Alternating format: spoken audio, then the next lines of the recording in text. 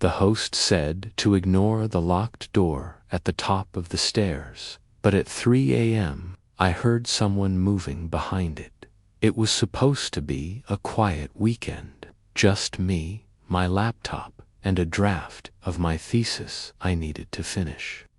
I'd booked a small Airbnb in New Hampshire, a rustic little cottage about 15 minutes from town.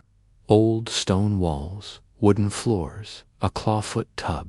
It looked peaceful in the photos, and I thought a few days away from distractions would help clear my head. The host was a woman named Marlene. She messaged me with the usual check-in instructions, Wi-Fi password, how to work the old stove, where the spare key was hidden. At the end of the message, almost like a throwaway line, she added, "The door at the top of the stairs stays locked, just some personal storage. Please don't tamper with it." I didn't think much of it. At the time, the house was cozy, if a little dated. It smelled faintly of cedar and lavender. A few floorboards creaked underfoot, and the radiator clanged when it kicked on. But I've stayed in older homes before. It all felt pretty normal. The staircase to the second floor was blocked off by a heavy door with a brass lock and a handwritten sign that read, "Private, do not enter." The handwriting bothered me a little. It looked shaky, almost frantic, like someone scribbled it in a hurry. Still, I shrugged it off. I set up my laptop on the little writing desk by the window and dove into my work. That first night was quiet. I made a cup of tea, listened to the wind rustling outside, and went to bed around midnight. I was just starting to fall asleep when I heard it, footsteps, not heavy, just soft, deliberate steps. Above me, I froze, lying completely still. There were maybe 6 or 7 of them, from one end of the ceiling to the other. Then nothing. I told myself it was an old house, probably just the wood settling, maybe even raccoons in the attic. I didn't want to overthink it. The next morning, I texted Marlene, casually asking if anyone else had access to the upstairs. She responded quickly, "Nope, just you in the house. Upstairs is for storage. Sometimes the pipes creak when the temperature drops." Fine, pipes. That made sense, I guessed. But that night, the noises came back louder this time. First footsteps, then something that sounded like dragging. A low scraping sound, like furniture being pulled across the floor. It stopped just above my room. I sat in bed with the covers pulled up to my chest, staring at the ceiling. It lasted maybe 10 minutes. Then silence again. I didn't sleep much. The third day I tried to distract myself. Walked into town, had lunch at a small cafe, even bought a book from a local shop. But I couldn't stop thinking about the noises, that door upstairs, that sign. I started recording audio on my phone at night, just in case. I told myself it was for peace of mind, but the fourth morning, when I played back the recording from the night before, I heard something that made my blood run cold. It was faint, buried beneath the ambient noise, but it was there. A whisper. I replayed it 3 times, to be sure. "You shouldn't be here." I stopped the recording and just sat there for a minute, breathing heavy. My throat was dry.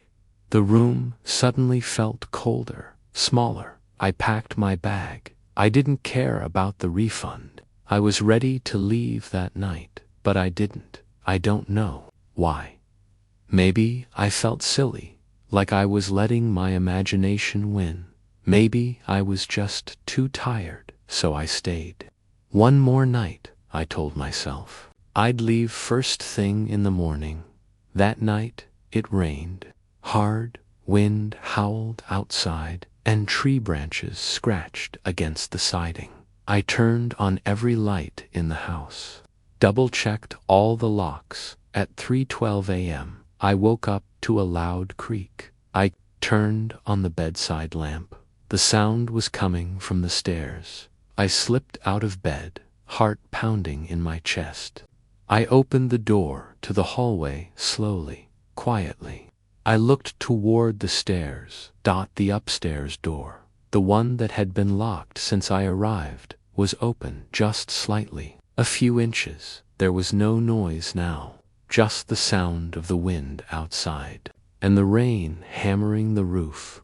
I stood there for maybe 30 seconds, frozen.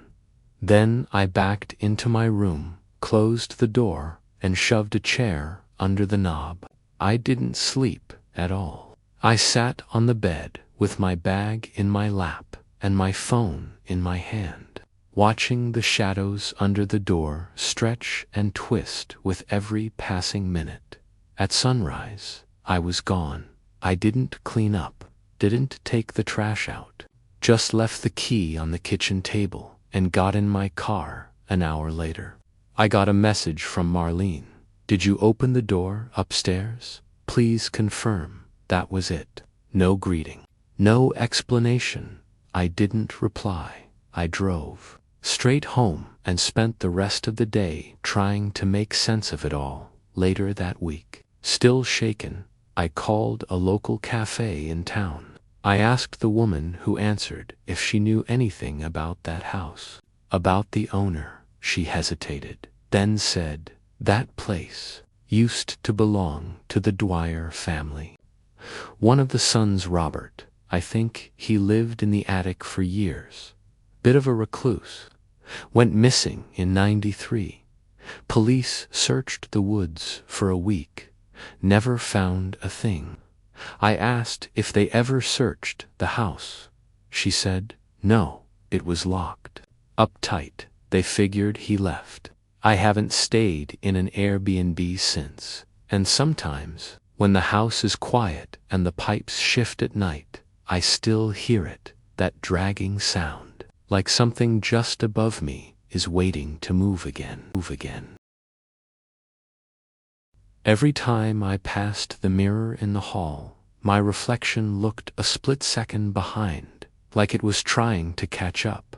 It started the first night. I had rented this sleek, modern Airbnb in a nice part of Salt Lake City for a short business trip, 2 nights, that was it. The listing had dozens of 5-star reviews, smart locks, a stocked fridge, fast Wi-Fi, all the usual things that make you feel like you're not just sleeping in some stranger's house. The place was minimal, but stylish.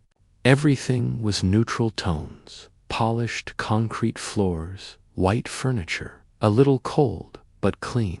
I remember thinking it looked like the kind of place you'd see in an architecture magazine, very curated. There was only one thing that felt out of place. At the top of the stairs was this antique mirror, tall, ornate, with a dark wooden frame carved in elaborate detail, flowers, vines, leaves, definitely not modern. It looked like it belonged in a Victorian hallway, not in a home filled with steel and chrome. It had a crack in the top right corner.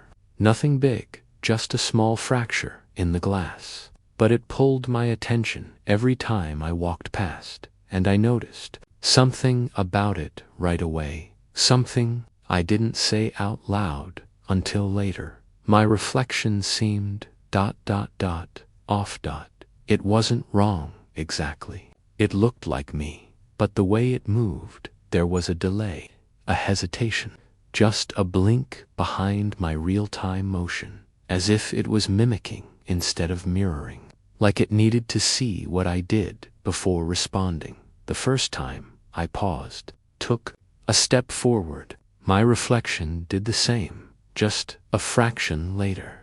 I told myself I was imagining it. Maybe I was tired, jet-lagged. Maybe it was the lighting. Mirrors can play tricks on you, right? That night, I went through my normal routine. brushed my teeth, set my alarm, crawled into bed. Around 1:30 a.m., I heard faint footsteps in the hallway. Light measured. I sat up in bed, heart immediately alert. The room was dark, lit only by the soft blue glow of my phone charging on the nightstand. I listened, nothing. I got out of bed, padded softly to the door, and opened it slowly. The hallway was empty. The mirror was directly across from me, still dark, but something about the way the light from the recessed fixture overhead hit the glass made it look off, like water. It shimmered slightly, as if the air in front of it was distorted.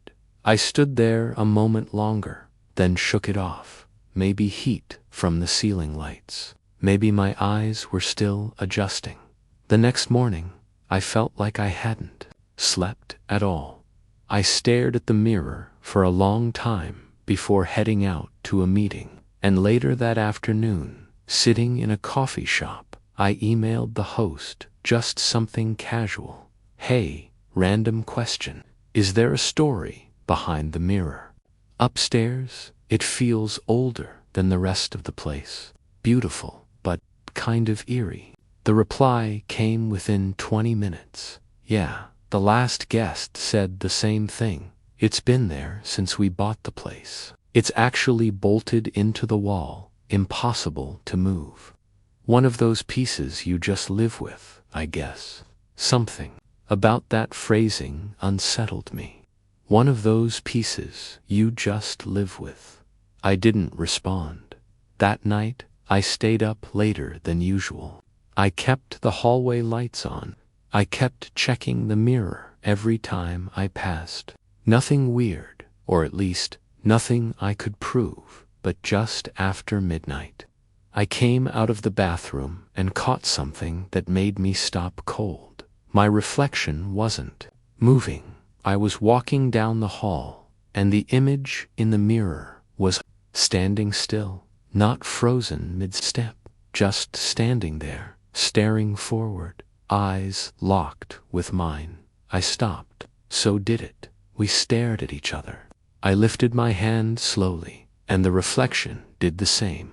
A beat later, delayed again, but now intentional. It felt like it was watching me decide to move, like it needed my cue. I stepped backward. So did it.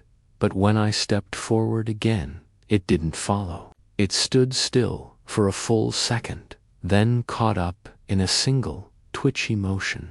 That was enough. I shut myself in the bedroom and locked the door. Sat on the bed, wide awake, heart racing. I tried to tell myself it was stress, fatigue, that it was just glass and shadows, and my brain twisting nothing into something. I stayed up watching videos on my phone, just for noise. I must have dozed off eventually, because the next time I looked at the clock, it was 3:17 a.m. That's when I heard it. Tap, tap, tap. Not loud, just gentle, consistent, coming from the hallway, just outside the door. I sat up slowly, not even breathing. The tapping continued. Always 3. Pause. Then again, tap, tap, tap, tap. I moved toward the door and listened. Nothing else. No voices. No creaking floors. I didn't open it. I didn't want to see. At some point, the tapping stopped. I stayed up until daylight. Didn't sleep. Just waited. When the sun came up, I packed my bag, grabbed my keys, and left without even checking out. I drove to a hotel near the airport and booked a room for the day. I didn't care what it cost. That afternoon, I sat on the bed, staring at the wall, trying to convince myself it didn't happen, that I imagined it, that none of it meant anything. But that night, curiosity got the better of me. I checked the Airbnb listing. Gone. Completely removed from the platform. No reviews, no listing history, nothing. I still wonder if anyone else experienced what I did. If someone finally said something that made the owners pull it down. Or maybe they just couldn't keep hiding whatever that mirror really is. All I know is this. I've stayed in dozens of rentals over the years. I barely remember most of them, but I still see that hallway in my sleep. And sometimes, when I pass a mirror in a public place, a hotel lobby, a restaurant bathroom, I don't look right away because I'm afraid my reflection might still be catching up. The moment I took the painting off the wall, the camera underneath was still warm. I'd booked the Airbnb for one reason: silence. No meetings, no phone calls, no coding, until my eyes burned. Just a solo weekend in upstate New York, in a place with more trees than people, a chance to reset. The house was perfect on paper. A modern renovated farmhouse tucked into a patch of woods. 1 bedroom, open floor plan, big windows. The listing boasted things like restorative stillness and total privacy. The photos looked like something from a design blog. Neutral tones, soft light, minimalist furniture. And when I got there, it was exactly as described. Almost there was this painting in the bedroom that didn't quite fit. All the other art in the place was trendy, abstract stuff. But this one, it was different. A landscape showing a fog-covered lake, almost grayscale, with crooked trees and an empty canoe floating near the shore. There was no frame, and it was hung just slightly off-center, as if someone had moved it in a hurry and never fixed it. I didn't think much of it at first, but every time I passed it, it bothered me more. Finally, late that first afternoon, I decided to straighten it. That's when I saw it. Behind the canvas, mounted directly into the drywall, was a tiny black lens, and just beneath it, a blinking red light dot. It was active. I stared at it for a long time before reaching out and touching the wall around it. Warm. The plastic of the housing had been heated recently. I pulled the painting the rest of the way off and stood there. For a second, pulse suddenly hammering in my ears. The camera was tucked into a small cutout, expertly patched and painted over. You wouldn't have noticed it unless you were looking for it. I unplugged the device. The blinking stopped. I placed it in one of the nightstand drawers, closed it, and sat down on the edge of the bed. For a long time, I didn't move. Eventually, I messaged the host, tried to keep it neutral. Hey, I found a camera behind a painting in the bedroom. Just wanted to check in about that. The reply came about 15 minutes later. We do not place cameras inside the property. You're mistaken, or you've tampered with the setup. I read it twice. There was no confusion, no apology, just deflection. That night, I rechecked the listing, scanned the fine print. It specifically said, no indoor cameras. I thought about leaving. I even started packing. But something about the whole situation dug under my skin. The way the host responded, the way the house was so perfect, so curated. I stayed, but I couldn't sleep. The next morning, I started inspecting the place, not obsessively at first, but with purpose. The kitchen looked fine. Nothing in the pantry, nothing hidden behind the floating shelves. I checked the thermostats, the air vents, nothing. Then, in the living room, I stood on a chair and opened the smoke detector. Inside, behind the cover, was another lens. This one was smaller, almost like a pinhole, but it was real, and it was on. That was when I started to feel it, that cold animal instinct that something wasn't just off. Something was wrong. I took it down, clipped the wire, and stuffed it into a drawer with the other. It was only noon, but I already felt watched, paranoid. Every movement felt visible, like someone was seeing through my skin. That night, I made dinner, tried to distract myself with a movie, left the lights on, checked every window before locking up. I didn't see anything unusual until around 1:45 a.m. I was brushing my teeth when I heard it. The unmistakable crunch of gravel outside. Soft, steady footsteps on the driveway. I turned off the water and stood completely still. Then a car door shut, quietly, not a slam. More like someone trying not to be heard. I crept to the window. The house was surrounded by trees, and the driveway curved behind the property. I couldn't see the source of the noise. I waited. Nothing else. No engine. No headlights. No voices. Just the wind pushing through the trees. I stayed awake in bed, staring at the door, heart in my throat.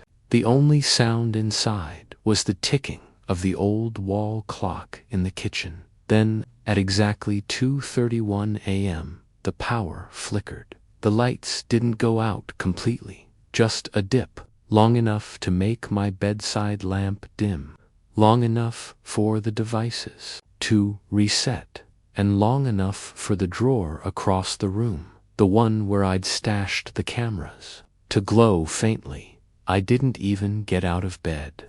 I just stared at it. That small red light was back, humming through the crack in the drawer. I was done. I grabbed my bag, didn't bother with the rest of my stuff, and walked out the front door without looking back. I drove straight to a motel, off the interstate, checked in under my first name only, and slept in my clothes. The next morning, I filed a police report. I called Airbnb. I told them everything. The devices, the false listing, the strange activity outside. They said they'd investigate, and that someone from their trust and safety team would follow up. 40-8 hours later. The listing was gone, not just removed, erased. No trace, no reviews, no host profile. I thought that would be the end of it. But 2 weeks later, I received an envelope in the mail. No return address, no postage, just dropped into my mailbox. Inside were 2 printed photos, black and white, grainy, both of me, sleeping, taken from above. One was from the first night. I recognized the rumpled t-shirt I'd worn. The second was later, different angle, closer. I don't know who took them. I don't know when, or how many others they took. But I know I'm not the first person this happened to, and I'm probably not the last.